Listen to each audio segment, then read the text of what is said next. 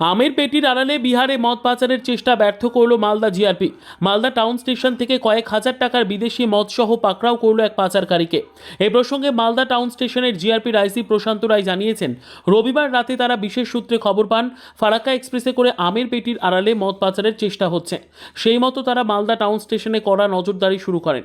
সেই নজরদারিতে ধরা পড়ে এক পাচারকারী, তার নাম মনীশ কুমার, বিহারের পাটনায় বাড়ি। তার হেফাজতে থাকা 6টি আমের পেটির মধ্যে 3টি পেটি থেকে বিদেশি মদ উদ্ধার হয়, যার আনুমানিক মূল্য 19,000 টাকা। এই ঘটনায় তারা প্রাথমিক জিজ্ঞাসাবাদ করে জানতে পেরেছেন, বিহারে মদ নিষিদ্ধ থাকায় ধৃত পাচারকারী মালদা থেকে বিহারে মদ পাচারের ছক কষেছিল। তাই সে আমের পেটির মধ্যে কয়েক হাজার টাকার মদ লুকিয়ে মালদা টাউন স্টেশনে এসেছিল। সেখান থেকে তার এক পার্টনার ফারাক্কা এক্সপ্রেস ট্রেন ধরে বিহারে মদ নিয়ে যেত, কিন্তু তাদের সেই উদ্দেশ্য সফল হয়নি। তার আগে আমের পেটির আড়ালে মদ নিয়ে আসা পাচারকারী জিআরপির হাতে ধরা পড়ে যায়। আজকে আমাদের কাছে একটা ইনফরমেশন আসছিল যে এখানে বেঙ্গল থেকে বিহারে যাচ্ছে আমের পেটি করে অনেক রকম মদ যাচ্ছে। তো এই খবরটা আমাদের কাছে আসছিল। তো যেটা বলছিল যে আমাদের সোর্সের কাছে যে খবরটা আসছিল, বলছে যে ফারাক্কা এক্সপ্রেসে এখান থেকে বিহারে যাবে। ওই খবর পেয়ে আমরা আমাদের কাছে সোর্স অনুযায়ী আমরা একটা ব্যক্তিকে আটক করি। ওর কাছে 6 পেটি আম ছিল। তো ওটাকে আমরা যখন সোর্স করি তখন 3 পেটি আমের মধ্যে বিদেশি মদগুলো ছিল, মোটামুটি 19,000 টাকার মদ ছিল।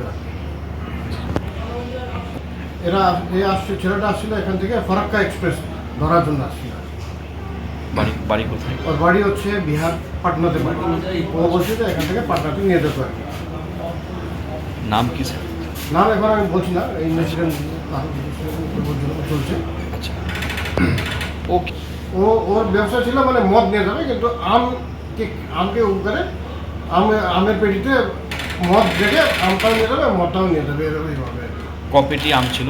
6 পেটি আমের মধ্যে 3 পেটি আমের মধ্যে মদটা পেয়েছি আমরা। কি মদ আছে মোটামুটি এখানে? বিয়ার আছে, হুইস্কি আছে, আর ভোডকা আছে। কত অ্যাপ্রক্সিমেট? মার্কেট ভ্যালু মোটামুটি 19,000 টাকা মতো।